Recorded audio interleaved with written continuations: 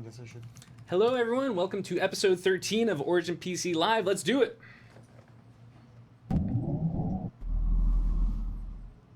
Hey guys, welcome to this week's episode of Origin PC Live. My name's Lewis. I'm in for Alexis this week. Normally I'm not doing the co-hosting, but this week I'm doing co-hosting duties. And I'm Kevin Washilewski, CEO and co-founder of Origin PC. So here's a quick recap for what we do on the show.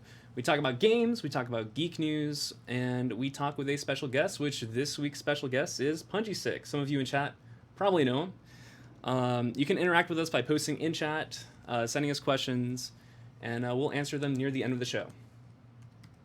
Last week we asked you, describe how it feels to play over 60 frames per second on your favorite PC game in 5 words or less. Some examples could be buttery smooth with no compromises, or my favorite pixel licking good. Near the end of the show, we'll be showing you who won that post of the week, and that person's winning a digital copy of the new hit indie game, Omega Strike. One last thing, thank you so much for tuning in. And with that, let's kick off the show. So today's first news story is about Star Wars Battlefront 2. Not the new one coming out in November, but the one that came out in 2005. Earlier this week, Disney and GOG released an update for the multiplayer, re-enabling the multiplayer so players can actually go back and play Star Wars Battlefront 2. As it turns out, that patch was so successful that it actually overloaded the servers, and GOG's on the case. We also have the new Battlefront beta that's currently running right now that you can actually download right now and play it. Kevin, what do you think about the new Battlefront and the old Battlefront kind of going out in the same weekend? Pretty interesting that they revived or enabled a feature on such an old game. I thought it was pretty cool. But with the new beta out, like, who cares? I'm going to play the new beta and check that out. The old one, I guess some classic fans will check that out and play it. But the big news to me is the open beta is live today. It's already live, right? Yeah. Star Wars Battlefront 2 beta is open. Right after you watch this, go play it. That is correct. I mean, the old Battlefront's kind of cool. I tried playing it earlier this weekend. It didn't work, unfortunately. I will download the new one and play it this weekend, hopefully. Next up. Earlier this week, Netflix and Bonus XP released out of nowhere Stranger Things, the game, on iOS and Android devices. It features a retro-style aesthetic and lets you control some of the characters from the show as you explore Hawkins, collect Eggos, yes, that's right, collect Eggos, and solve puzzles. The game is absolutely free and has no microtransactions. What do you think about this, Lewis? Damn, like, out of nowhere, Netflix just drops a game on all of us that no one was expecting. Like, here we're expecting, Wolfenstein, Assassin's Creed, and surprise, the Stranger Things game just came out, and you can download it right now. I think it's really cool. Stranger Things is one of the more exciting franchises that come out in the past couple years. Kind of sucks it's a mobile game. I kind of want to play it on the Switch or PC, but I'll take it. What do you think? Well, as a mobile game, they can reach more people. So they can reach a huge audience, and I'm pretty blown away that this came out for free. It's very high quality. It's very fun to play. I definitely recommend you check it out. And just the fact that Stranger Things is such a valuable IP right now, and it's such a hot thing, they could have easily charged for it, or easily done microtransactions, but they resisted the urge to be greedy, decided to use it as a marketing vehicle, and it's pure genius. I love it. Yeah, for the second season, which is coming up in October 27th. Yeah. Yep. The day when everything comes out. Yes, 3 weeks from now. So for the next 3 weeks, check out the game. So next up we have, on our end, we just launched 8th Gen Intel Core processors. The new Coffee Lake CPUs can now be added to any of our desktops on our website at originpc.com. Leading the new Coffee Lake CPUs is the i7 8700K, featuring 6 cores and 12 threads. Our team can also do professional overclocking, boosting each core up to 5 gigahertz. Kevin, what do you think about these new Coffee Lake CPUs? It's pretty insane. By far the best gaming processor Intel's ever come out with. Overclocking it to 5 gigahertz gets you insane performance.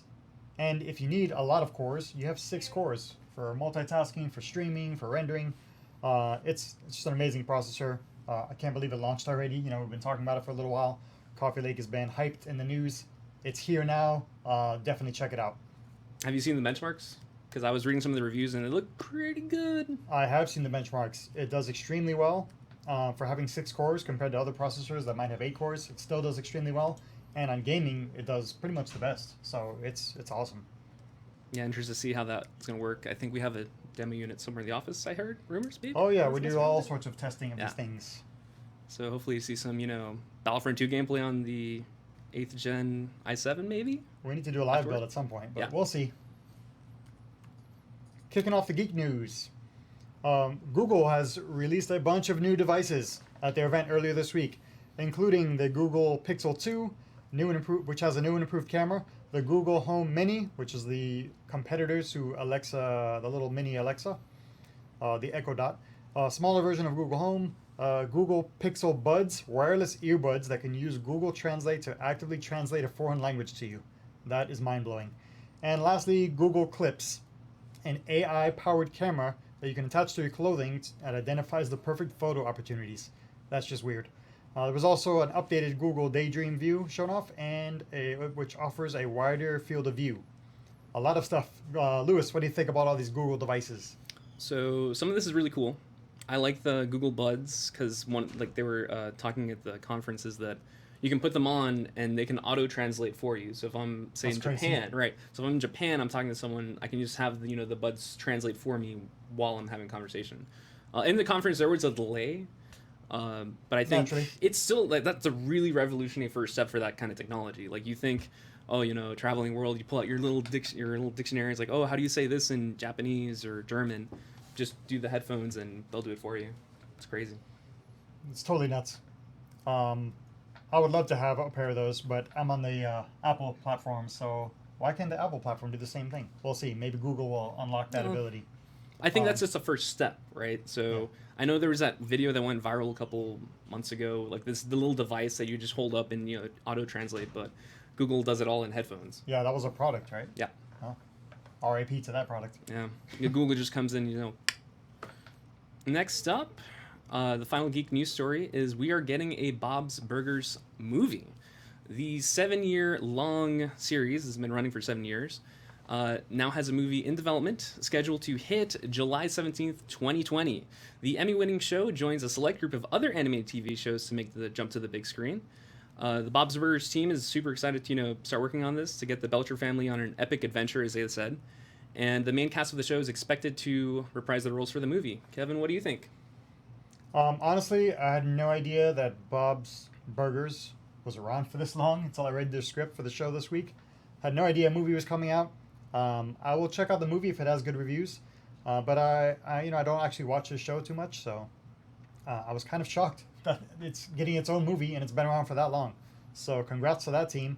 It's a pretty cool show. I've seen it maybe once or twice in the past 7 years, but I think it'll probably be good. When these big animated TV shows go to movies, South Park, Simpsons, they've done a good job. Yeah. So I'm expecting it to be really, really good. I wonder if there's going to be songs. Because sometimes they sing in the show. Oh, they do? Well, of course it'll have songs then. Because even the South Park movie had songs, right? Yeah, it had a full loaded soundtrack. Yeah. I just think it's great that they got the cast of the show to come on board. I mean, you can't have that show without that cast. Oh yeah. John H. Benjamin's the voice, and everyone else in the family is everyone together working together, and it's just a great show to watch. I've seen a couple of episodes on Netflix. It's a feel good show. It's not gross out humor as seen in other shows. I think it's interesting that Fox is going this direction to make a family oriented of their adult shows to do that for a movie. So we'll see how it goes. Cool. So off to recent releases, sponsored by Blue Microphones. Yes, special shout out to Blue Microphones, providing these incredible mics that we use every week on our Origin PC live show. Kicking off the recent releases this week is Forza Motorsport 7, available on PC and Xbox One. 700 cars available. That's a ton of cars to collect and race. There's several types of cars for racing fans to choose from. There's new locations to race in, of course, and support for 4K resolutions only on PC because Xbox Not yet. One X is not here yet. Yep. Too bad for you guys. What do you think? I think the Forza series has been pretty solid so far. We'll see how this iteration shows. You can customize your driver. You can see the drivers are actually showing up, so that, they have their reactions. Maybe they'll introduce the eventual Halo gear as they did in Forza Horizon 3 with the Warthog. So who knows? We'll see. Looks awesome. So next we have Battle Chasers Night War. It's a turn-based RPG available on PC and other platforms. This little game is based on the Battle Chasers comic series from the late 90s. Battle Chasers Night War gives players JRPG-inspired turn-based gameplay and randomly generated dungeons containing puzzles, enemies, secrets, and loot. Kevin, what do you think about this? Looks really cool. I love the art style. I'm not huge on turn-based games. I play very, very few of them, so I probably won't be playing this one just because I don't have time. But if I had time and I was in the turn-based, I would definitely check it out. It looks awesome. Yeah, I really like the art style in this game. Next up, coming out of early access, we have the VR shooter Raw Data. It's officially launched on PC. Players can control one of 4 characters, each offering a unique style of gameplay in a sci-fi world featuring killer robots. You can also play PvP or PvE cooperative modes with other players. What do you think, Lewis? So Raw Data has a personal value to me because later on in the show you're going to see a video about VR. That's me in the video playing VR, and Raw Data is one of the games that we used in the video. So this game is actually super cool, and it's really exciting to see it, officially released. I know that like all these characters, have different gameplays. You can dual wield, you have a shotgun, you have bow and arrow. It's super cool. Some of these VR games they're really cool, short experience. It's kind of like a buzzworthy in the office, and then it goes away. Yeah. Raw Data has been buzzworthy in the office ever since we first played it, which was a long time ago. Yep. So this game is an amazing experience, and you have a full-blown game with multiplayer and everything. Amazing. So next up, another game that's just got out of early access. Road Redemption is now available on PC. Serving as a spiritual successor for Road Rash, players can now race on motorcycles armed to the teeth with guns, melee weapons, and their fist, and take out other players on motorcycles, where they can engage in deadly racing-based combat. Also, there's 4-player split screen, as you can see in the video. What do you think, Kevin? Oh, I didn't know about the split screen. That's awesome. It looks really fun. I'm an old school Road Rash player. As soon as I heard about this, I said, oh my gosh, I want to play it. It looks super fun. I can't wait to do some NVIDIA shadow play, capture some game footage of some crazy explosions and crashes and whatnot. So yeah, I'm going to check that out. And right now, I think it's 10% off on Steam. Yeah, the launch special. And finally, we have Omega Strike. It released on PC this week. Hot new indie game. You can run, you can gun, you can explore with your squad of characters that you could swap out on the fly. So you have 3 characters, each with unique abilities. And one of them actually looks like me, so that's cool. Expect boss fights, secrets, lots and lots of shooting. You can learn new abilities and upgrades as you progress through the game. I've been playing it this week. It's a lot of fun. Highly recommend it. It looks really cool. I know that they mentioned it's like a Metroidvania, and you can swap the characters on the fly. So as you see in the sequence, you can platforming and change characters with their different guns. So it looks pretty cool. Awesome. And you gotta love the art style. Yeah. So that's it for our recent releases, guys. Next up, we have a break. Short little break's going to show some trailers with me with the VR video. But after that, Punjistick will join us, and we will chat with him, talking about Rainbow Six, streaming, and other stuff. See you there.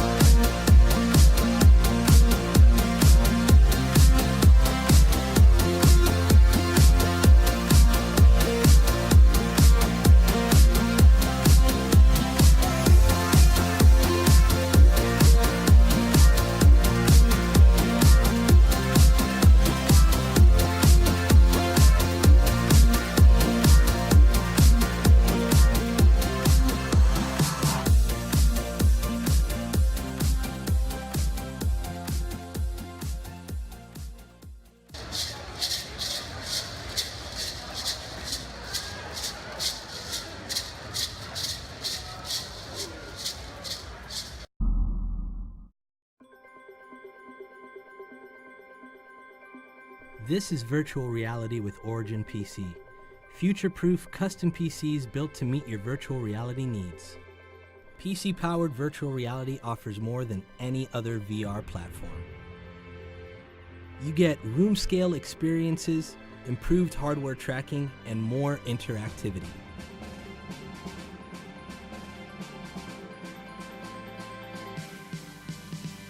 Your PC will need some serious power for a smooth and consistent VR experience. At Origin PC, our PCs are beyond VR ready, with powerful future-proof technology ensuring you'll have an enjoyable and smooth VR experience.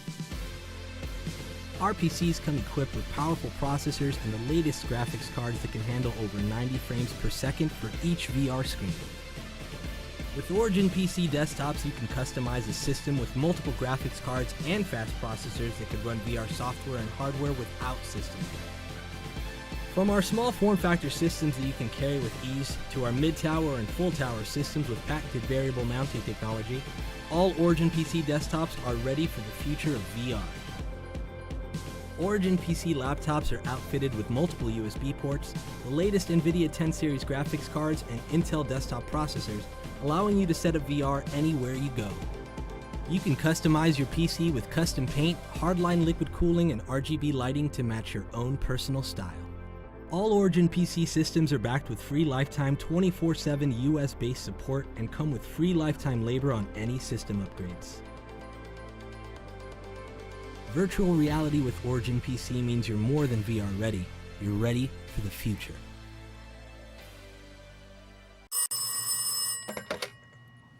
New guest, who dis? Hello, welcome back. Shout out to Intel for powering our awesome streaming rig right over there. It's time to chat with Punjistick. He's a full-time Twitch broadcaster, uploads videos to YouTube, and is an esports commentator. And is also, most importantly, a veteran of the U.S. Marine Corps. Thank you for your service, Punji. I appreciate that. Thank you. Oh. Punji plays games such as Rainbow Six, Battlefield, PlayerUnknown's Battlegrounds. He's also really involved with the Rainbow Six community, as he's done pro commentary for the Pro League in Rainbow Six Siege. And you can find him on Twitch playing Rainbow Six Siege. So how are you doing this Friday, Punji? She's narrow me down, right? And if you don't like Siege, apparently there's no other reason to be here. I'm doing great. How you guys doing? Good, Awesome. doing good. Happy Friday. Oh, Thanks yeah, for coming on the show. It's Friday already. I know it. I was actually out very, very late last night. This was a project to make it back home from LA. I think I saw wow. one of the commenters mention that you went to a concert.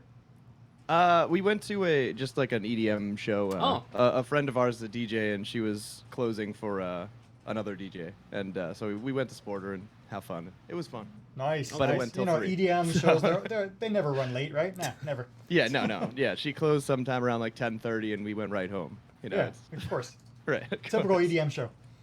Yeah. So thank you for your service. Thanks for joining the show. We have a couple questions for you. So first question, what brought you into the world of streaming and content creation?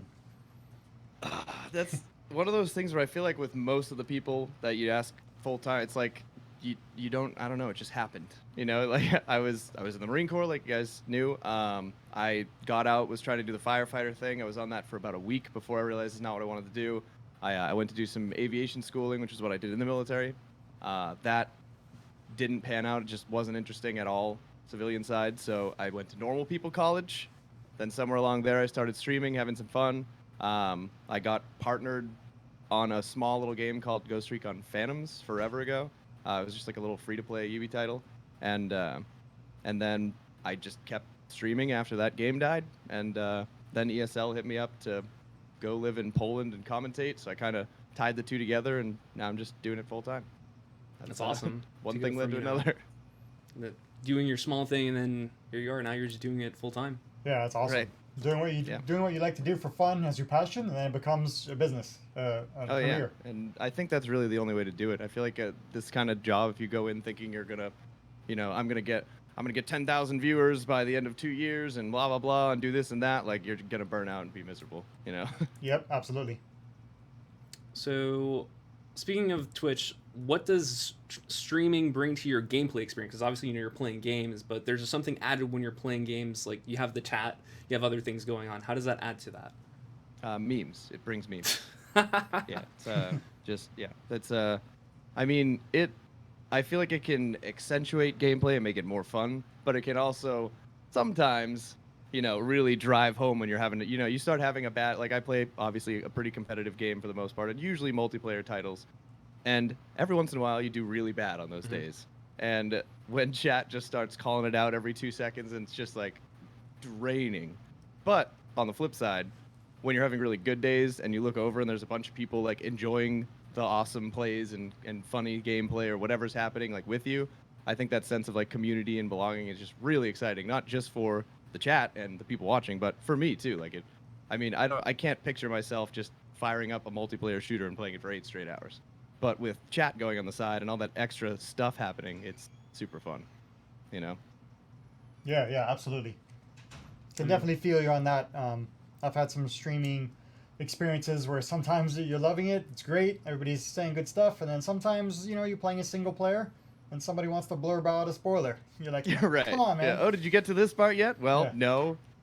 Wow. It's like, thanks, Right. chat, for spoiling so-and-so game. Do you know So- what game that happened with? Oh, you'll never guess what All game of that them? happened with. The game that has one of the best stories of all games, Bioshock Infinite. Oh, Yes, somebody yeah, ruined the that's end rough. of that for me. But even though I knew what was happening, I still blew my mind when it happened. Like, that story is so Oh, yeah. amazing. I still had my mind blown, even though it was spoiled. It was crazy. And people can get creative on how they spoil too. Like I had a guy subscribe not once but 2 times with 2 different names the day before that the last Star Wars came out, or the Oh, one yeah. before where somebody kills somebody. Yes.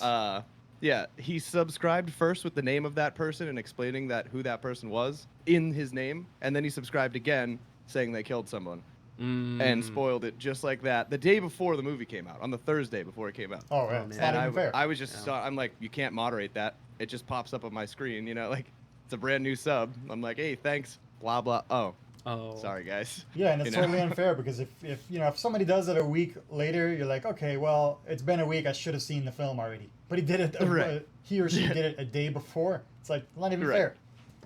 Oh yeah, it's it can be quite the double-edged sword, the chat and all that stuff. But I Yeah. love it. I really embrace the whole culture of Twitch chat. I love all even the crazy, ridiculous ones everyone wants to stay away from, like all the esports chats. You go into like a CSGO major, or even like a Siege now has been getting 10, 20,000 viewers in some of their finals, 30,000, 50,000.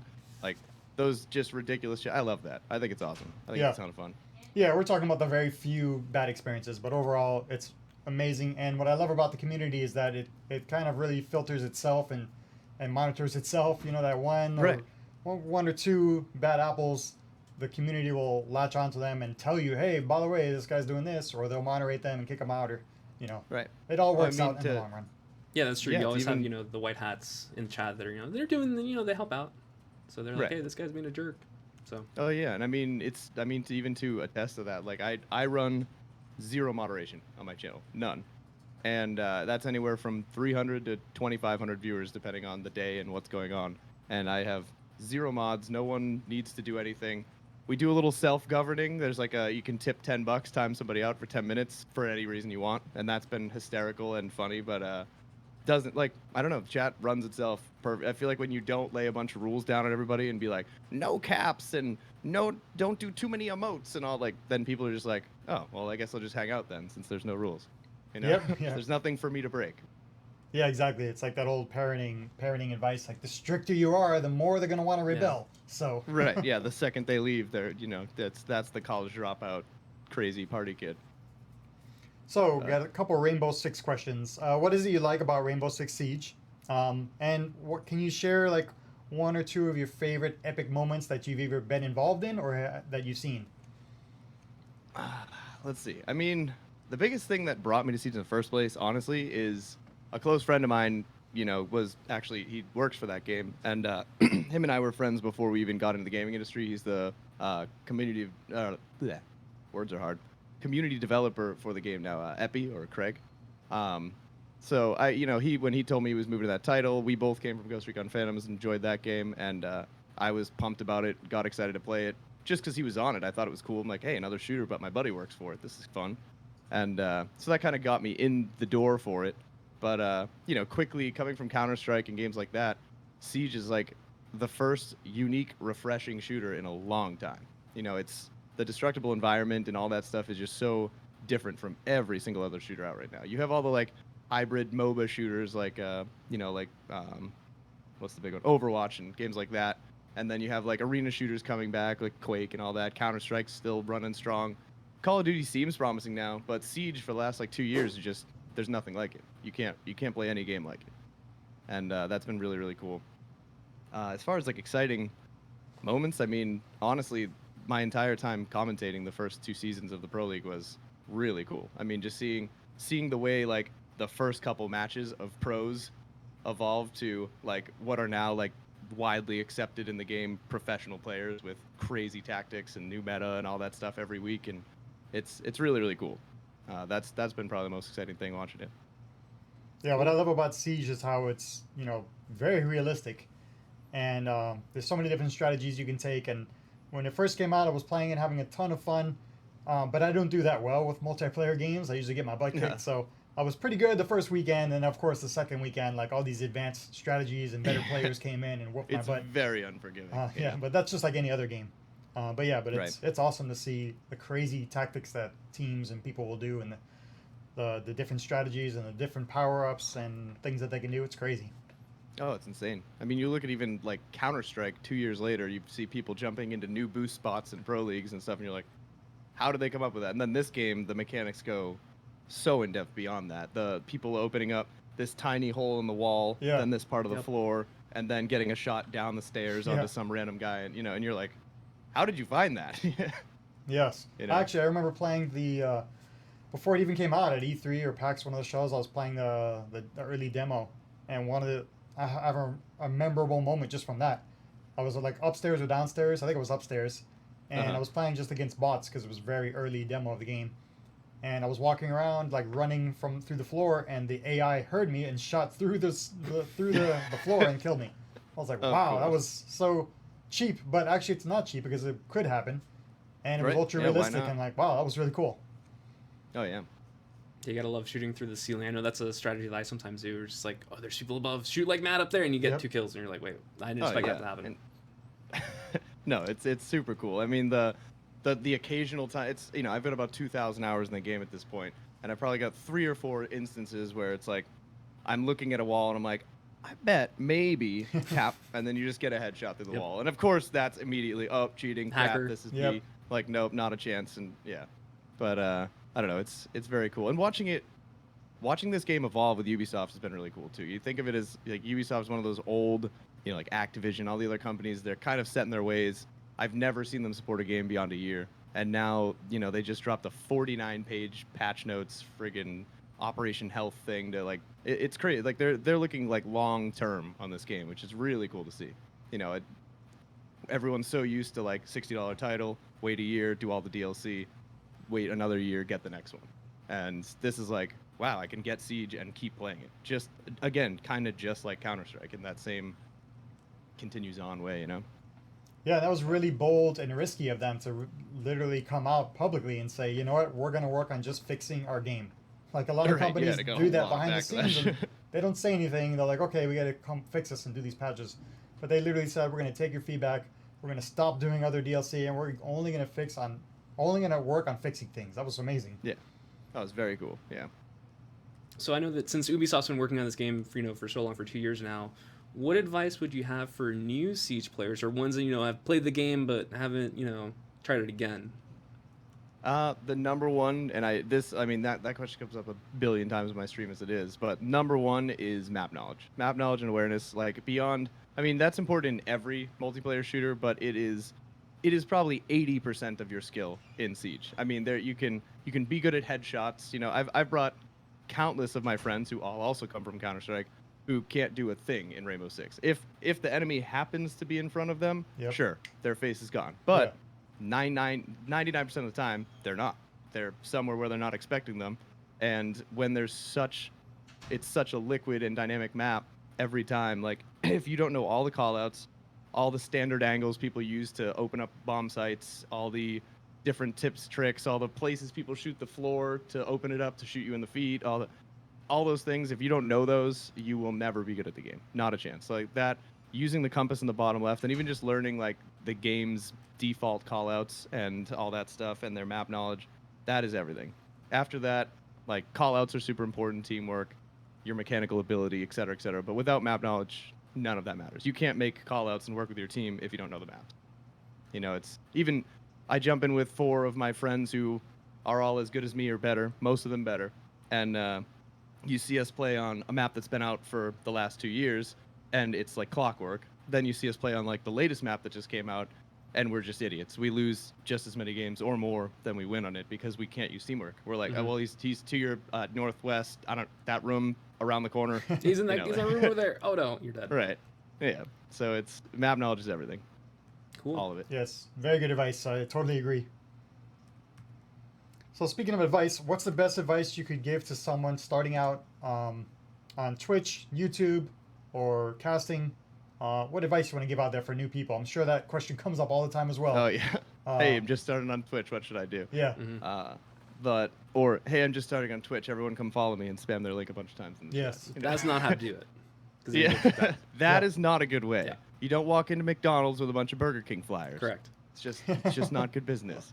But keep it a hobby, like I said at the very beginning. That's like the most important. If you are doing anything, it's okay if way at the very back of your mind you have this great dream image of being, you know, a streamer or a YouTuber or whatever content creator. But it's the same as aspiring to be an actor or a musician or anything else. Like, you definitely need the drive, and you should definitely try it if it feels like something you should do.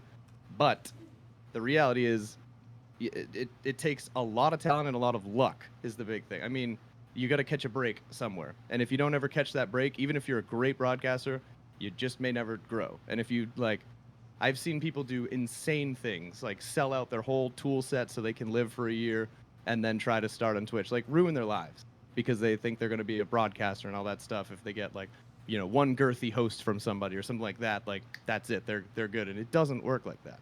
So the most important thing is keeping it as a hobby. If it works, if all of a sudden you're hitting 50 viewers and then 100 viewers and 200 viewers and you start applying for partnership and they approve you, great.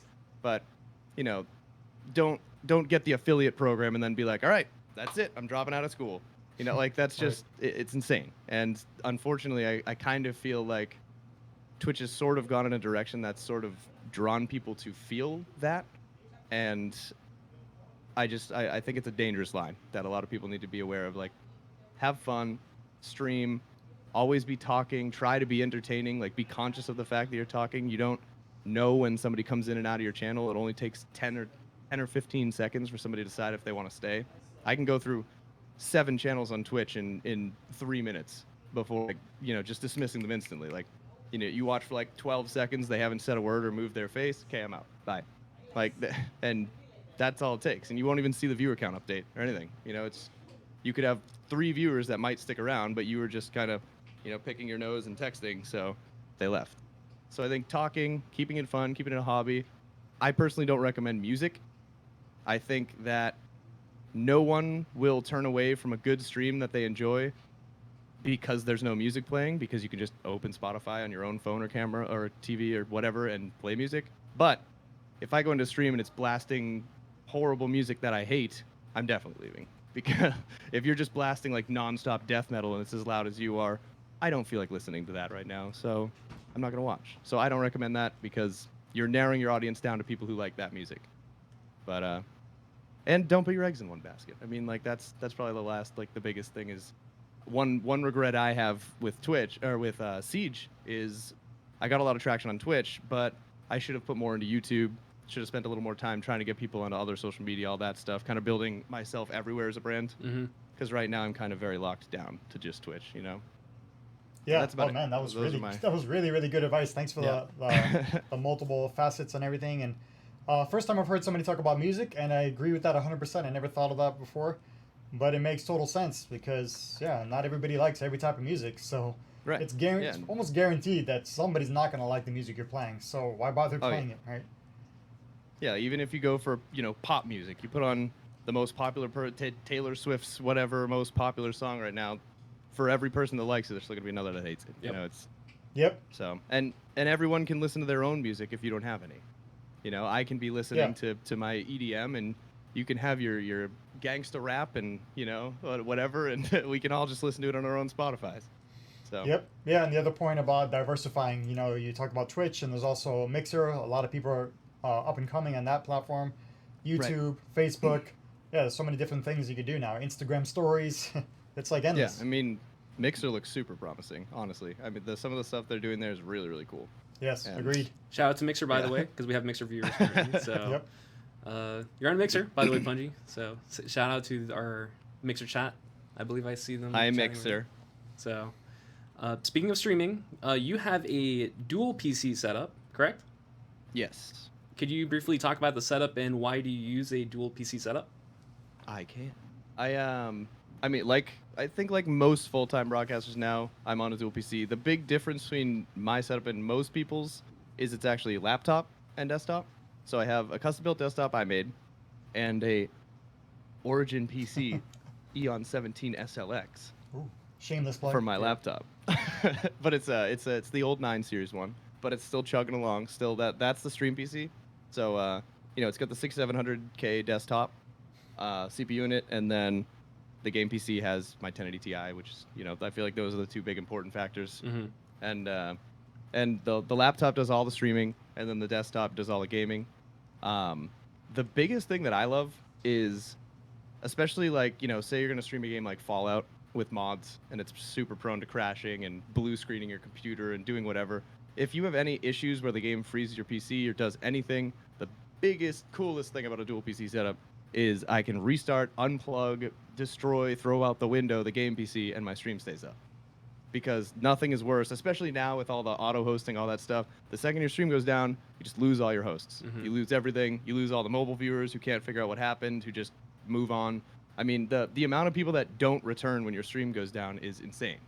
You know, you can be sitting riding high on 1,000 viewers, stream goes down for 4 minutes or less, and you come back up, and you obviously start low, but you never even get back to that. You sit at 500, 600, 700, you never come back. And I think that alone worth the dual PC setup. But also, of course, dividing the resources. Everything on the stream PC is doing nothing but streaming. Everything on the game PC is doing nothing but gaming. I have like Discord, the stream PC, my bot, all the things that I look at, desktop app, everything. That's all on my stream PC, and then just game, nothing else, on game PC. And that division of resources is obviously great because everything runs better.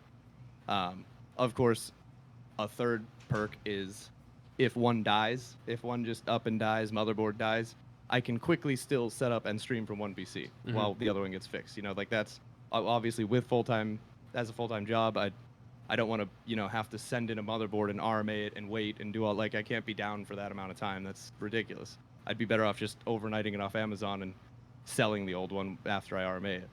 But having the dual PC means if one dies, you just fire it all up in the other one until you fix it, solve it. Yep, backups of backups. Yep. Yeah. So it's got, you know, it's got that contingency, I guess, kind of. Better audio control is a huge thing. Like, you can separate channels easy. You can get like quick clips for, you know, YouTube, whatever, right off the game PC without getting Discord and all that if you want, very easily. And then of course the cool thing about the laptop is I actually put everything that I need for streaming can fit in this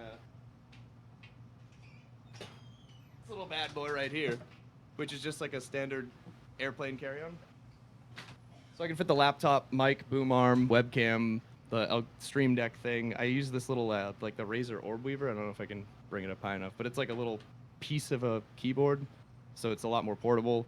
Like everything can fit in that, and that can just immediately dock up to any other PC, and I can have a dual PC set up anywhere I go. All my own settings, all everything. So, you know, if some company's like, hey, come to our studio and stream our game, like, I can just play their game from their game PC and just plug my entire setup in and have my full quality Wow. stream Yeah. just ready to go. And it's easy. I mean, it's literally just plug it in and all the settings are saved because it's just through the capture card. So That's it. awesome. Yeah, you have all your settings there. I can imagine when you do that in front of somebody who hasn't seen it before, they must be like, oh my gosh, that's so cool. Oh yeah, when you roll in with the suitcase Yeah. and just like, oh, hold on, click, just everything. You know, like full mic setup, everything's there, ready to go. It's great. The moving studio. I think it's great. Yeah. So Oh yeah. Awesome. All right, so you've done commentating, casting. We talked about that. Can you explain what that experience is like? Maybe give us some behind the scenes stuff that we wouldn't know about. Lots of touching under the desk. You know, like if you have a good relationship with the other commentator, it keeps the chemistry good and all that. But no, it's I was astonished that even like I was just streaming Rainbow Six and I got an email from ESL saying, "Would you like to try out for commentating?" I said, "I've never done that." They said, "We know," and I talked over a YouTube video of some people playing, and they said, "Sounds good." Brought me out. I was introduced to Panky there, who has been commentating for years now in like League of Legends and other games like that all over the place. He did like the Battlegrounds, one of the Battlegrounds Invitationals. He's commentated, I think, 4 of the seasons for Siege before he actually also left Poland. But he taught me a ton. I love doing it. I found out I am not good at the whole play-by-play thing. Like I can do the analyst stuff, I can do color commentary. I can bounce off of somebody great, but when it comes to like the and Thermite goes down the hallway taking out blah blah blah, like I lose focus so fast and I eat my words and it's a mess, which is probably the biggest thing I learned for the whole experience is how different commentating is from broadcasting. Mm-hmm. That they're totally different experience. I feel so comfortable doing this, being on a camera, doing that. Like I can do the stage cameras, I can do all that, but it is super different when you're like evaluating somebody else's gameplay on the fly and trying to like bring a constant state of hype and doing it's much more of being like a professional versus a personality.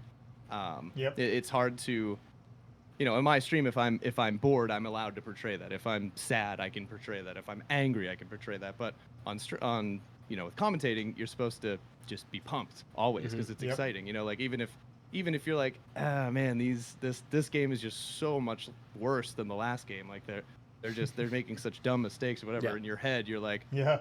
oh, but he takes him out and Yeah, you gotta be super you're hyped trying all to the be all time. pumped and but so it's hard. It's a very different mindset that I guess outside looking in you wouldn't necessarily see until you actually like get out and do it. Living in Poland was wild. Like that was a very I just kind of they didn't confirm that I was doing it until 3 days before I moved my entire life for 6 months. So 3 days in, they're like, "All right, it's your job if you want it." I'm like, so I move. I leave in 3 days. Wow. And I just dropped out of college as well. Like Twitch had just taken off enough to where I'm like, I'm gonna park college for a little while, try Twitch, and then what would be the next semester is when ESL invited me. Like, all right, this is pretty sweet. I guess I'll do it. I just dropped out of college. Why not go to Poland right now? I have nothing dying me here. And Well, timing is everything sometimes. oh yeah, it was perfect timing for sure. And how was Poland? It was pretty awesome. Oh, Poland's pretty cool. It's the people are beautiful. Like fitness is huge there. I felt so inadequate as a human being there. Just all the dudes are all jacked and buffed. All the women are beautiful. Like Eastern Europe knows how to build themselves, I guess. I don't know. They're a pretty group of people. But most people spoke English, which was cool. I wasn't in the touristy part of Poland, so it was a little more difficult. Like I was like the only American ever. All the time. There was never another American. Even in the ESL studio, I'm the only one. Panky was the closest thing, and he's British. But so that was definitely an adjustment. I feel like dry humor and sarcasm is very hard to get across to like English second language. I'm sure they have plenty of sarcasm in Polish, but like when I would interact with people, it was a weird experience. A lot of times, a lot of stuff fell flat, and I was like, sorry, this is weird. Yeah, but the price of everything is basically free. That's pretty cool. I mean, you go out on a Friday night and you can do 1 zloty shots at a bar. That's 25 cents. On a Friday night, one shot is 25 cents. I did not know that. So That's crazy. You can go there with a $5 bill and have to be carried home. So it's all right. When are we going? Poland, here we come. It's PC fun. of Poland. If you ever go for like IEM in Yes. Katowice, like that's a really cool experience. And It's on my list. Yeah, seeing that like just like 30,000 people surrounding me while I watched CS:GO majors, that was like so cool. I mean, as growing up as a kid and hearing like about LANs and seeing like 10 dorks in a little room over in a corner somewhere being like, we're Counter-Strike pros, up to like now where it's like 30,000 people in a stadium and like, they've got like pyrotechnics going off when the bomb explodes and things like that. I'm like, holy crap.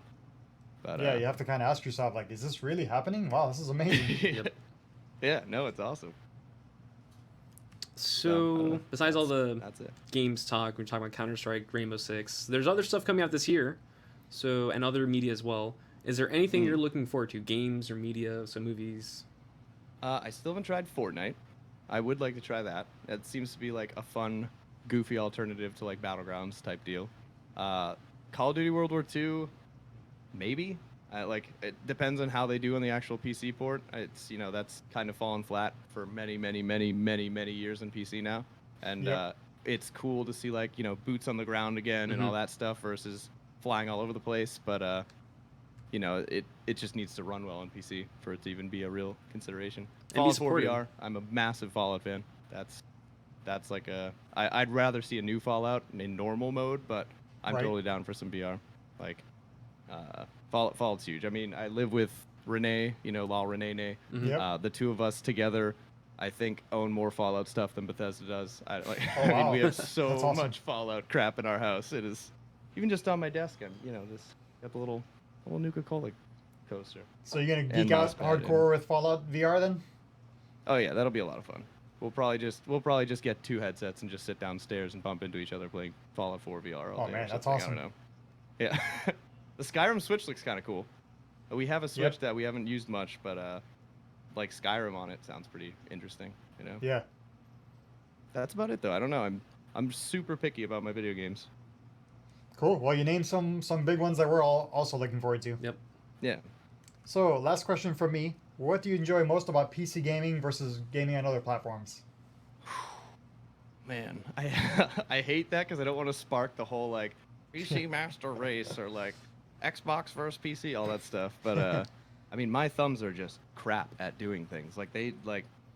I try to do shooters. I tried all the different things, and I hate it. I always want to be like, oh, let me just chill out and play some Fallout on the couch and roll back with the controller. And I'm just like, nah, I'll just stay at a desk and use your mouse. That's the big mouse and keyboard is my jam.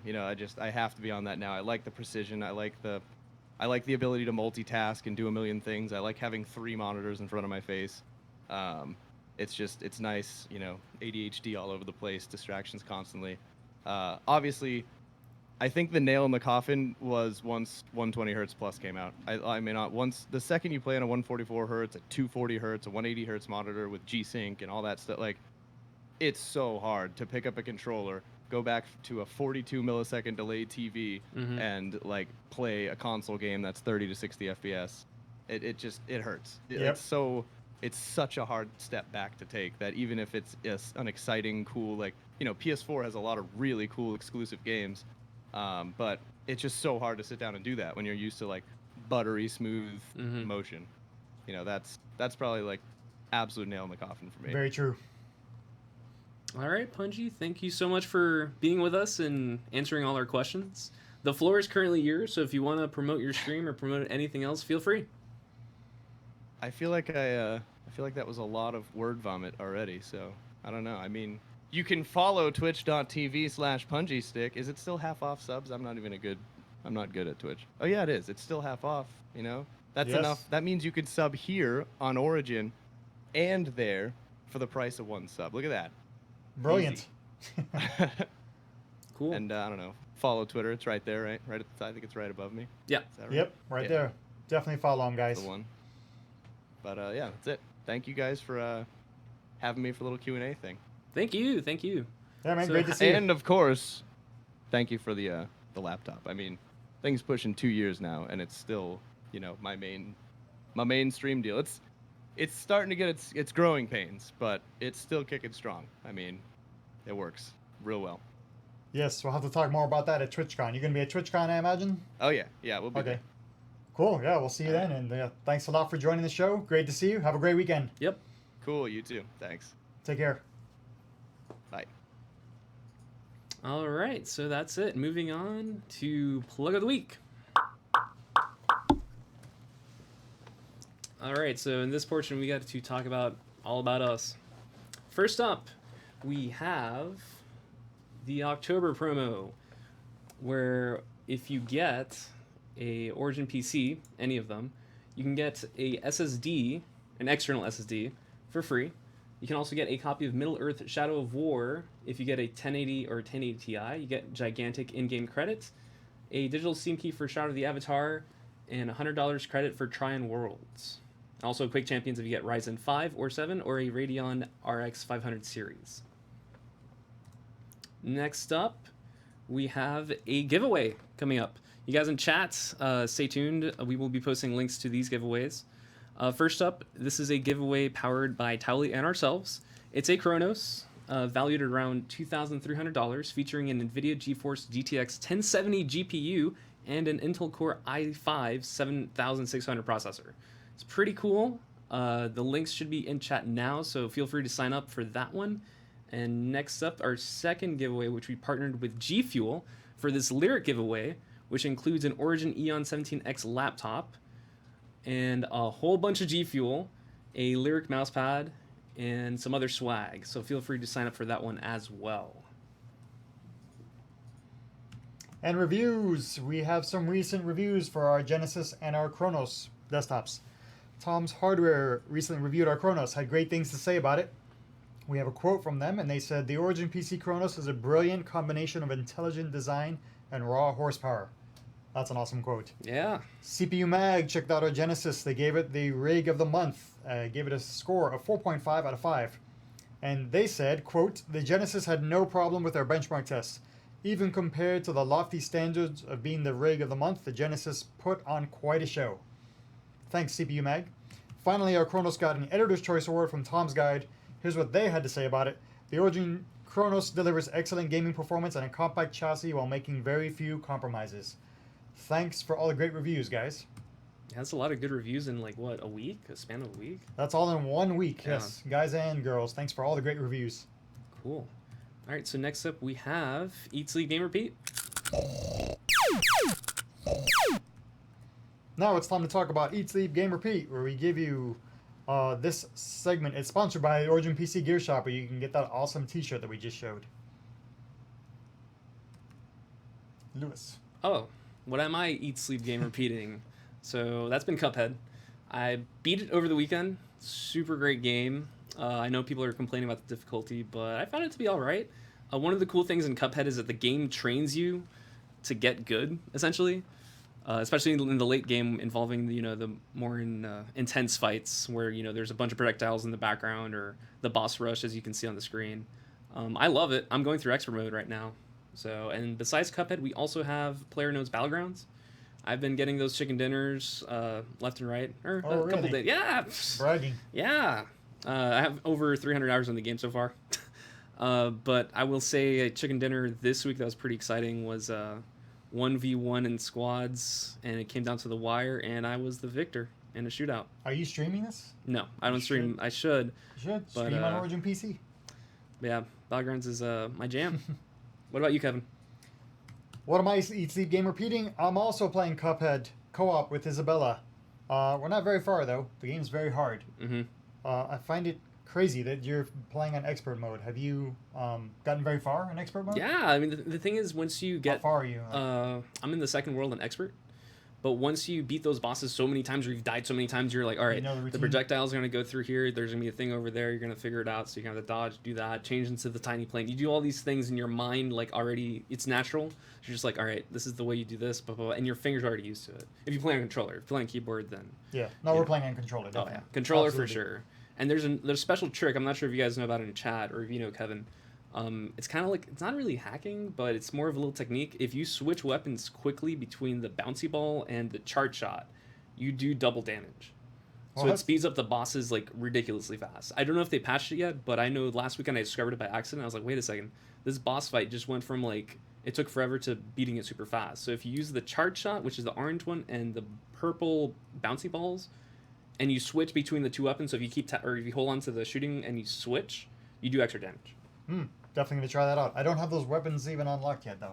Unlock those I've first. barely gotten anywhere. Go get those coins, get those weapons, and obliterate the bosses. We'll definitely talk more about this. Next up, I'm also playing the hot new indie game Omega Strike. Having a ton of fun playing this game. You can see the art style is awesome. It's fun with the 3 different characters that you swap and their abilities with and everything. So you see some of the boss battles here. Some of the different characters using their abilities. It's a lot of fun. I'm loving it. And last but not least, I'm also playing Golf Story. So I'm playing 3 different games this week. What I love about Golf Story is that it's a very relaxing, chill game. So I can play some co-op Cuphead, get my butt kicked, and say, you know what, I'm going to switch gears and play some chill Golf Story. So those are the 3 games I'm playing this week. Definitely check them out. I recommend all of them. Yeah, Golf Story especially has been getting a lot of buzz over in the Switch community because it came out on of Nintendo nowhere. Switch. Came out of nowhere. It's a little RPG, and you think golf, and you're just like, golf, like, isn't it like the Tiger Woods games? But then you play Golf Story, like you're saying, and it's nice, relaxing. It's supposed to have some humor in it, right? Yeah, it's very funny. Yep.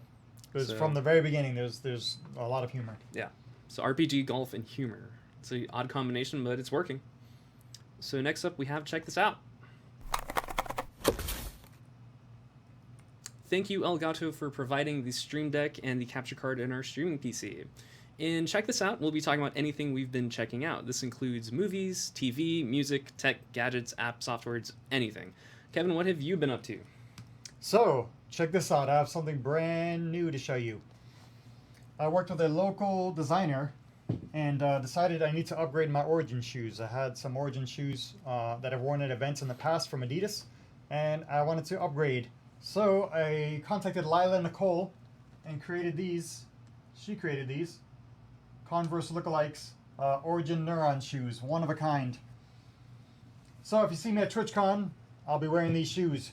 Definitely look for me there, snap a picture together. But Lila Nicole is a local designer. You see her website here. She does luxury swimwear, accessories, clothing.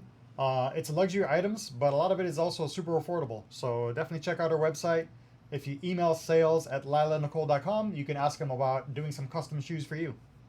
It's pretty cool. I mean, I like the shoes because, you know, it's the logo, it's got the neurons, and all of us here love the neurons. So Cool.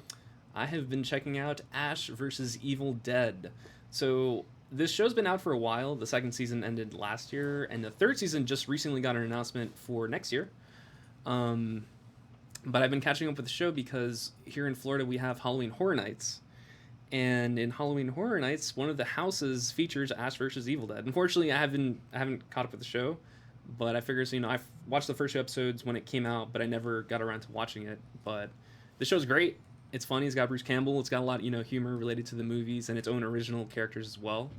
I'm excited to see it at Halloween Horror Nights and continue finishing the season. And hopefully, you know, the 3rd season is going to be great. Are you going to Halloween Horror Nights? Absolutely, that's the plan. That's why you got to prep for the show. You got to prep for the event by watching all these things. You got The Shining, Saw, so you got to sit down and do a movie marathon or a binge watch and be like prepared. So when you actually, you know, seeing the pig man from American Horror Story, you're like, I know you. You're in that that one episode where you kill that lady, and now you're like face to face and intimidating me, and I'm screaming like a girl. So. Well, you should stream that too. That'd be great. This is like IRL stream is like, guys, I've been Halloween Horror Nights. Ah, look, there's this thing. Do you know when you're going? Near the end of the month. Cool. That'll be So- awesome. And with that, hopefully you guys have been asking questions. I see a list, so now it's time to ask Origin PC. All right. The first question from @Danzo. What's your recommended setup for VR games? So on our website, we have a little section that's a VR link. Our favorite loadout is the top Intel processor, which would currently be the 8th gen i7, the 8700 plus the 1080 Ti. That way you don't have to worry about any frame drops. You get smooth performance, and it's going to be good for a very long time. No matter what headset you choose, the new headsets announced, the Vive, the Oculus, any of those options will work really well with VR. I definitely recommend our Origin Chronos. That's what I use at home. It's a nice little compact living room style PC. So I have my entertainment center, and then to the left of my entertainment center, I have my little Origin Chronos, and I can just plug in my Oculus or my HTC Vive in there, and have all the space right there to play in front of the TV. So works really well. Cool. Next up, we have a question from Death Jaw. What motherboard should be okay for the 8600K? So on our website, we have the motherboards. When you select the tech kit, you'll be given the motherboards, a list of motherboards. They are the Z370 based boards. So the Z270 boards will not work with the 8 series. But again, on our website, if you go to any of our configurations, you'll see the list of motherboards that support the 8 series, or 8th gen, not 8 series, the 8th gen processors. Yeah, some of the brands that we carry would be ASUS, definitely recommend those. MSI, also recommend those. And Gigabyte, also recommend those. And also even EVGA. All 4 of those brands are really good. So it really comes down to what features you're looking for, what fits your budget. But you can't go wrong with any of those brands. All right, you can handle the next question. Next one, at Rebel Leader. What makes Origin PC unique? Oh, we've never got this question before. I know. So what makes Origin PC unique? We get this question all the time. We love to answer it. We focus on 3 major pillars, main pillars of the company. We try to offer the best performance, so all of our PCs are overclocked, offering extreme performance. We win a lot of awards, as we talked about earlier. We won some awards already this week. We also offer ultra customizations. We try to offer the most customization options you can get. Basically, we're like coming to your best friend and saying, you know, build me a PC and give me every specific item that I would want. So we'll do that for you. And then last but not least, we focus on technical support. All of our products come with 24/7 lifetime support. Every PC you buy from us, we will support you forever. So that's a main feature that we have. It's all of our techs in-house. It's not outsourced. So you basically become one of the family, and you know we're here to help you. If you have a question on the game, if you have a question about your PC, you call us up and we'll help you. You know, 4 a.m., 3 a.m., what have you. And lastly, you know, those are the 3 main pillars. Lastly, what makes us unique is our experience. We've been doing gaming PCs for like 2 lifetimes, basically. For a super long time, we've been doing gaming PCs. It's our passion. It's what we love to do. We love the community. We love gaming. So, you know, those are some of the things that make us unique. Cool. You want the next one? No, you should probably... I'll get the next one as well. Evil Merc, what's up, man? Thanks for coming to the show and watching. Evil Merc is one of our favorite guys. He says, what is Lewis's position at Origin PC? What is your position? I am the content specialist with the marketing team. So I Yes. work closely with Kevin, Alexis. As I mentioned earlier, normally I'm the producer, but Alexis is out today. So I'm doing the co-hosting duties. Normally I'm behind the scenes over there, you know, handling chat, doing all the cool stuff behind the scenes. But today I'm up in the front. Yep, awesome. And who is this Kevin Washilewski guy? That's me. LOL kidding. Serious question. What is your opinion on the Super NES Classic? I'm loving the Super NES Classic.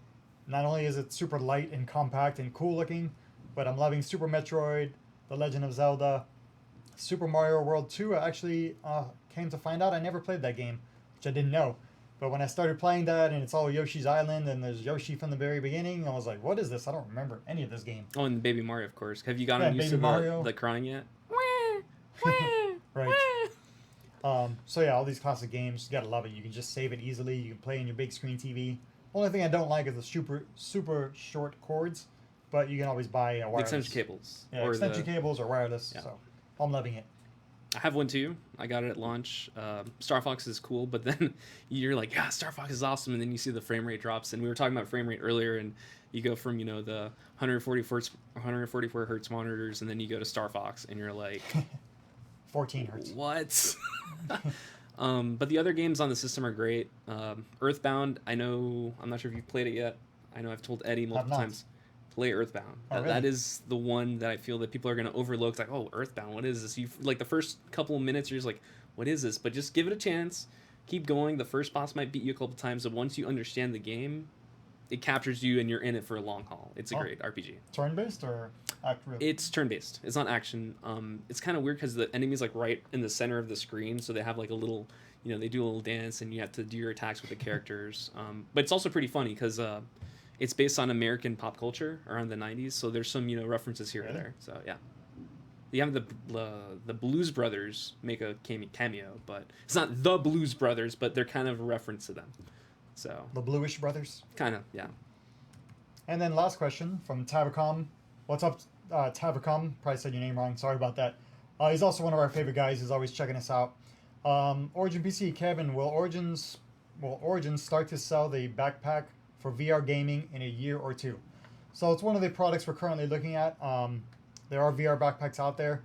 It's one of those products that it's difficult to really judge because it's a kind of a single use product, whereas our gaming laptops we feel are better suited because you could take your gaming laptop, throw it in a backpack, use it as a gaming backpack, but then take it out and use it as a laptop.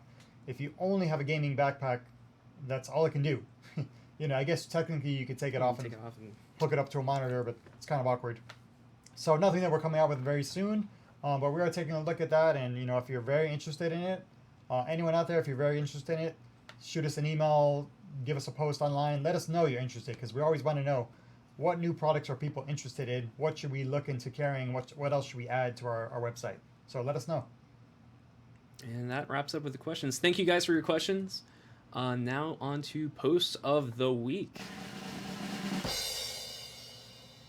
All right, earlier this week, or last week's episode, we asked you, describe how it feels to play over 60 frames per second on your favorite PC games with 5 words or less.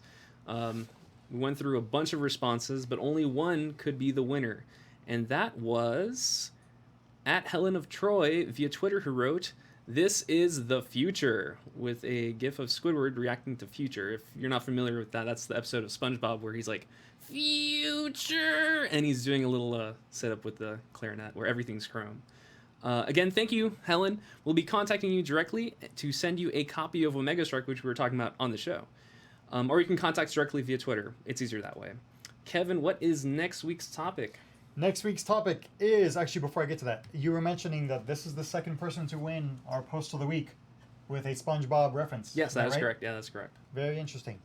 That does not mean that you will win next week with a SpongeBob Yeah, reference. don't give us a bunch of SpongeBob. I mean, it would be hilarious. Don't spam us with SpongeBob. It would be hilarious if I see, the entire feed of just hashtag OriginPC Live SpongeBob everything. We'll laugh. Yes. But that doesn't necessarily mean you'll win. It's just, it's a fun thing that I noticed. Yes. So. But if you do some sort of an image or video, that will very likely get you a lot more attention and a greater possibility to win. Correct. So, speaking of which, next week's topic is, what do you think gaming PCs in the far future will do? Examples could be making you breakfast while you game. Another example could be 12K wireless VR. Or our least favorite example, that's very common, gaming PCs in the future, they might start a self-aware robot revolution. Like Claptrap or something. It's like, you made me die too many times in PlayerUnknown's Battlegrounds. Time to die. But Claptrap is easily defeated. That's true. With, do you know what? Claptrap is easily defeated with stairs. Yep, it's true. Little known fact. So it could be anything futuristic.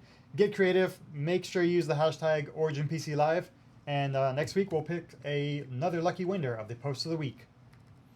All right, that wraps up the show. That wraps my first show, actually, as a co-hosting. Again, special thanks to Punjistick for being our special guest this week. Your responses were awesome, and I hope our viewers, learned something from, streaming and a little bit some tips about Siege. Because I know I learned something, because I'm trying to get my friends back into Siege, and it's a mission. They all want to play Battlegrounds, because we win there, but Siege, it's always a struggle.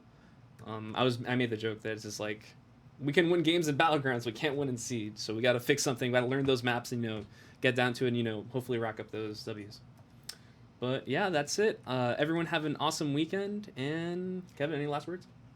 Thanks for watching. Have a great weekend, and good gaming. We'll see you soon.